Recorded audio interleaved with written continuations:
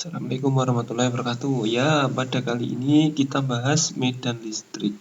Medan listrik itu apa? Medan listrik itu sebenarnya didefinisikan sebagai daerah di sekitar muatan listrik yang menyebabkan muatan uji positif bergerak. Maksudnya begini, ini kan kita muatan itu punya dua, min sama plus, gitu ya.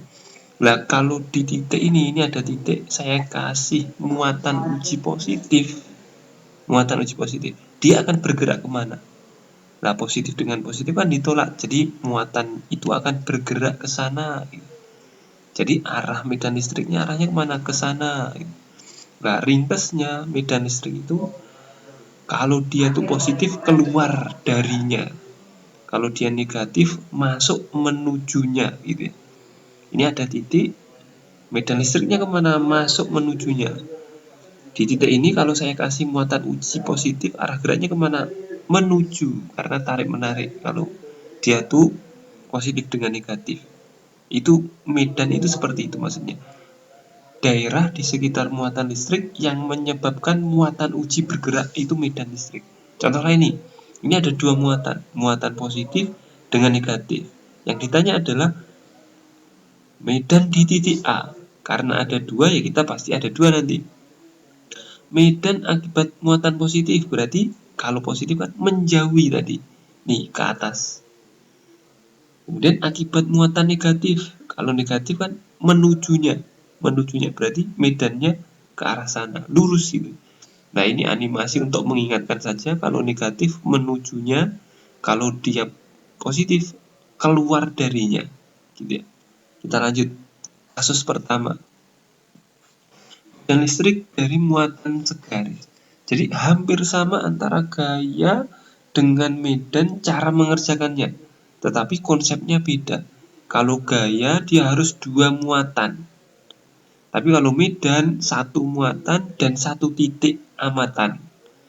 Contoh nih, ada dua muatan Q1 dan Q2, titik pengamatannya di mana? Di P.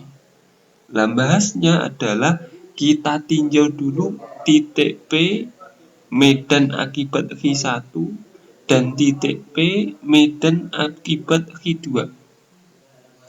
Contoh soalnya ini tadi belum kita baca. Dua buah muatan tersusun seperti gambar berikut. Q1 positif 1 mikrokolum, Q2 minus 2 mikrokolum, K-nya segitu. Tentukan besar dan arah kuat medan listrik pada titik P yang berjarak 4 cm di kanan Q1. Berarti jaraknya Q1 ke P4, jaraknya P ke Q2 6, gitu ya. Langkah pertama, gambar medan.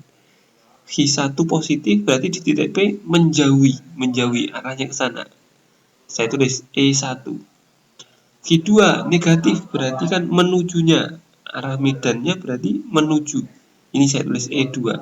Setelah itu menghitung, E itu rumusnya KQ per R kuadrat, itu E. Berarti dimasukkan saja Q1 sama dengan 10 min 6, R1 4 kali 10 min 2. Dikuadratin ketemunya 9 per 16 kali 10 per 7 Newton per kolom, satuan dari medan.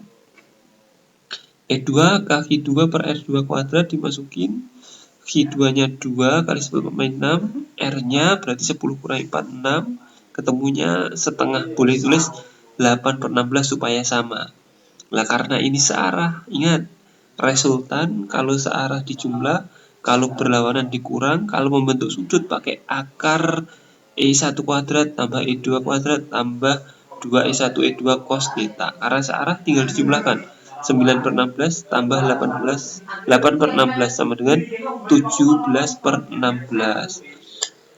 Selanjutnya kalian mengerjain soal-soal, besok ditampilkan di live Zoom.